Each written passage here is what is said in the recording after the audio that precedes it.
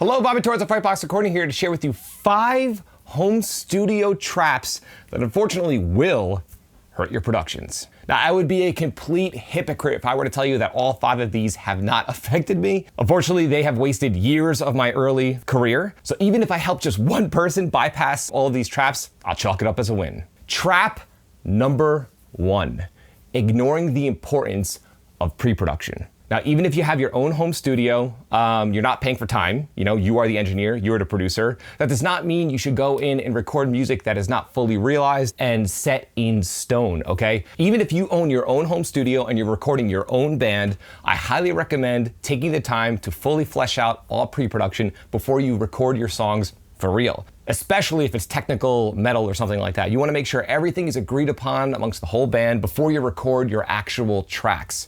Now you might be wondering, what's the point of that? I mean, time is free. I could take my time. I could, if I need to fix something, I could go back, and that's the problem. The problem is because it's free, because you're the producer and engineer, you could end up working on a project for years. I've seen it happen time and time and time again. Early on, I've spent years recording my own band's albums, and it's not pretty. By the end of it, you're different people, you may have moved on from the music that you were recording in the first place, and it could all be bypassed if you treat your productions as a professional would. Treat your band almost as if it's not your band. Treat your time as a professional producer or engineer would. Spend your time wisely. Value your time. And trap number 2, not editing your tracks. Now, I've found that generally this falls under 2 different categories. Category 1, people that are either just too lazy to edit their tracks, and this is understandable. Editing sucks. It's not fun. It does not feel like a creative task at all, so people just don't do it. And category number 2, people who are brainwashed by this stupidity online where elitists are out there saying that editing is cheating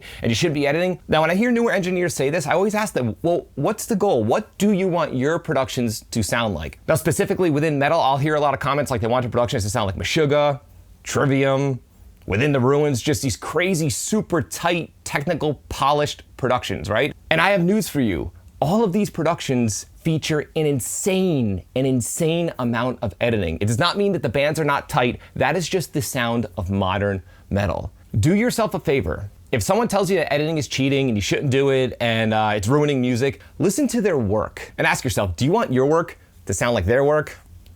Probably not. The truth is, editing has been happening in the studio since the dawn of time, even before computers. People who work on major albums, whether it's metal or any other genre, know that you have to do what you have to do to make it sound the way that you want it to sound. Trap number 3, endlessly lusting over new gear and shopping for new gear when you should be spending your time working with the tools that you already own. This was a bad one for me. I used to spend hours on Sweetwater, on GuitarCenter.com, going to different stores looking for outboard gear, when I should have been spending my time learning the plugins that I already owned. Because as I progressed in my learning, I realized, wait a minute, you can get great results just with stock plugins. At the end of the day, what really matters in any solid production is proper EQ, compression, and balance, which can all be achieved with stock plugins within any DAW. No expensive microphones or outboard gear or converters required, I promise you. You'll be way better off investing your time in educating yourself and working with the tools that you already own. Trap number 4, mixing the same song over and over and over and over and over and over and over and over again. We've all been there when you want your music to sound just like the pros, right? And you're working on a particular song and you just keep tweaking it and tweaking it and tweaking it. Very difficult to see the big picture when you're so hyper-focused on just one piece of music. We're all human and it's something that we all struggle with. The real secret is to work on a high volume of different music. And trap number 5, not doing your detective work. Now you might be wondering, what the hell are you talking about? Detective work? What does detective work have to do with recording and mixing? Well, I have a quick story for you. I'm a massive Andy Sneap fan. I think he's one of the greatest metal producers of all time, and I've been a fan of his for well over a decade now. I was such a huge Andy Sneap fan that I would buy albums of bands that he's mixed and recorded, even if I didn't like the bands themselves. There was an album that he mixed that came out in the mid-2000s by a band called Biomechanical.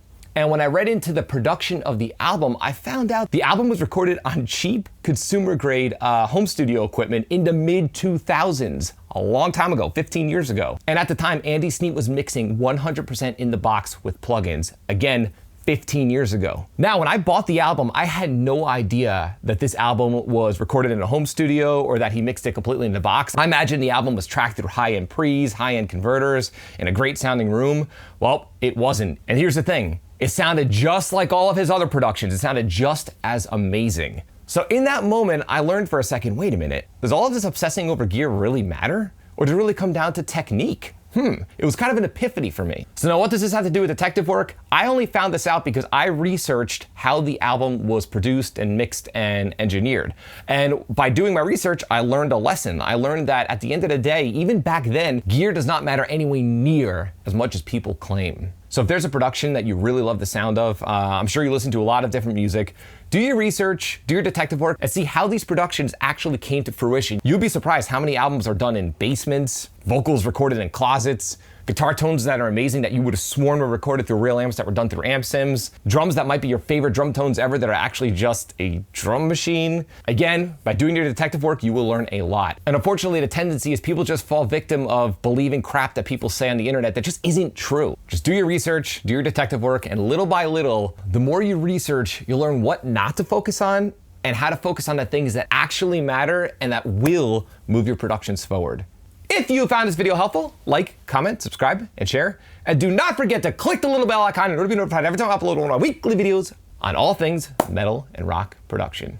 You can both like and follow me on Facebook and Instagram. Links are in the description below. And do not forget to download my free EQ guide that contains all my EQ settings that I always return to when I start a mix. There's a link below within the video's description. Till next time, happy recording.